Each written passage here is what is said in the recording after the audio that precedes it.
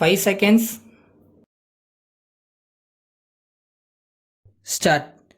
ஏழையின் சிரிப்பில் இறைவனை காண்போம் என்ற பேரறிஞர் அண்ணா அவர்களின் மொழிக்கேற்ப அவர்களால் உருவாக்கப்பட்டது இந்த அரசு.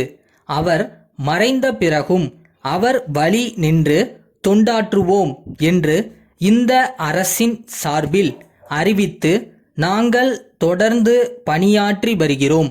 குடிசை பகுதிகளை மாற்றுவது மட்டுமல்ல, தமிழகத்தில் இருக்கின்ற ஏழை எளிய பாட்டாளிகள், தொழிலாளர்கள், கிராமத்து விவசாயிகள் ஆகியோரது வாழ்வில் நல்லொளி பாய்ந்திட வேண்டுமென்ற உறுதி படைத்த நெஞ்சத்தோடு இந்த ஆட்சியை நடத்தி வருகிறோம்.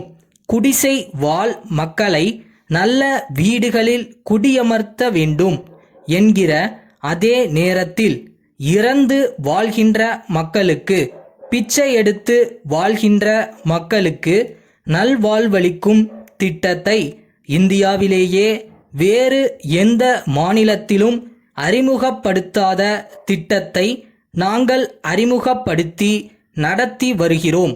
சென்னை நகரில் தீராத பிரச்சனையாக இருந்து வந்தது குடிசை வாழ் மக்களுக்கு நல்ல வீடுகள் தர வேண்டுமென்ற பிரச்சனையேயாகும். பல்வேறு மாநிலங்களில், டில்லி போன்ற இடங்களில் குடிசைகளை மாற்றி இருக்கிறார்கள். ஆனால் அங்கே வாழ்ந்த மக்களை பற்றி அவர்கள் கவலைப்படவில்லை. குடிசை பகுதிகளால் நகரத்தின் அழகு குறைகிறதே, நகரத்தின் எழில் குறைகிறதே.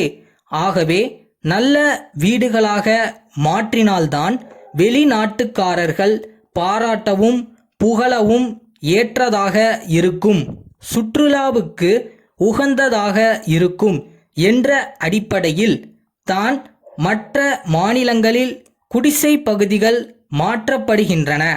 நகரத்தின் அழகு சோபிதமாக இருக்கத்தான் குடிசைகளை மாற்றி நல்ல வீடுகளாக அமைக்கிறார்கள். அப்படிப்பட்ட வீடுகளில் குடியேற வருகிறவர்கள் லட்சாதிபதிகளாகவோ தொழிலதிபர்களாகவோ இருக்கலாம். குடிசைகள் மாற்றப்படுவதன் மூலம் இருக்கின்ற கோரம் போக்கப்பட வேண்டும், அலங்கோலம் மாற்றப்பட வேண்டும், அழகு மிளிர வேண்டுமென்ற அடிப்படையில் அவர்கள் பிரச்சனைகள் முடிகின்றன. ஆனால் தமிழக அரசு ஏற்படுத்தி இருக்கின்ற இந்த வாரியம் குடிசை பகுதிகளை மட்டும் மாற்ற வேண்டுமென்று கருதவில்லை, அங்கு இருக்கின்ற மக்கள் வாழ்வையே மாற்ற வேண்டுமென்று கருதுகிறது. அந்த பகுதிகளில் யார் யார் வாழ்ந்தார்களோ அதே நபர்கள் மாற்றப்பட்ட இடத்தில் வாழும் உரிமையை செய்து அளிக்கும் அரசு இந்தியாவிலேயே தமிழக அரசுதான். நமது லட்சியமே குடிசையில் வாழ்கின்ற மக்களை அதே இடத்தில் கட்டப்படும் மாடி வீடுகளில் குடியமர்த்த வேண்டும் என்பதுதான். குடிசையில் வாழ்கின்ற மக்களை வேறு இடங்களுக்கு செல்லும்படி சொல்லும்போது அவர்களுக்கு வீட்டு வசதி செய்து தருவது மட்டுமல்ல, தொழில் வசதியையும் பார்க்க வேண்டும். வடக்கு அடையாறு காலனியில் குடியிருக்கிறவர்களை கோட்டூருக்கு பக்கத்தில் குடியிருக்க சொல்கிறோம் என்றால் அவர்களின் தொழில் மற்ற வாழ்க்கை வசதிகள் இந்த பகுதியில் இருக்கும். ஆகவே தொழில் வசதி கெடாத அளவுக்கு குடியேற்றப்பட வேண்டும் என்கிற கொள்கையை ஏற்றுக்கொண்டு பணி செய்து வருகிறோம். சென்னையில் மொத்தம் 600 குடிசை பகுதிகள் இருக்கின்றன என்பதை தெரிவித்துக் கொள்கிறோம். அன்புள்ளவர்களே, அமெரிக்க அரசாங்கத்தின் அழைப்பினை ஏற்று 3 கிழமைகள் அந்த நாட்டில் சுற்றுப்பயணம் நடத்திட உங்கள் இதய வாழ்த்துக்களுடன் புறப்படுகிறேன்.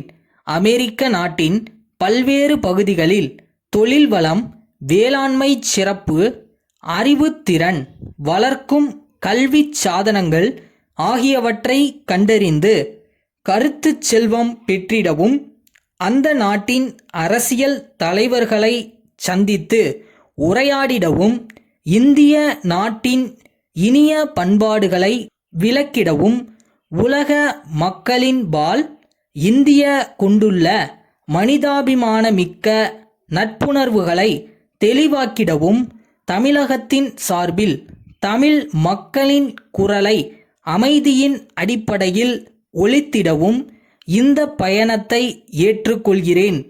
நான் தமிழகத்தில் இல்லாத இந்த சில வாரங்களில் கட்சி சார்பற்ற முறையில் தமிழகத்தின் அரசியல் பண்பாட்டை காத்திட வேண்டுமென்று கேட்டுக்கொள்கிறேன். எல்லா துறைகளிலும் அமைதி திகழ ஒத்துழைப்பு தர பணிவன்புடன் வேண்டுகிறேன். உங்களையே எண்ணியவாறு இந்த பயணத்தை நடத்துவேன். நீங்கள் எனக்கு துணையிருக்கிறீர்கள் என்ற திட சித்தமுடன் சென்று வருகிறேன். தங்கள் அன்புள்ள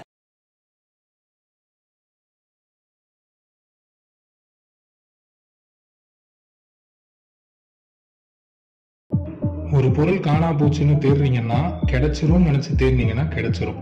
அது அங்கதான் இருக்கு. நம்பிக்கை நமக்கு தான் வேணும்.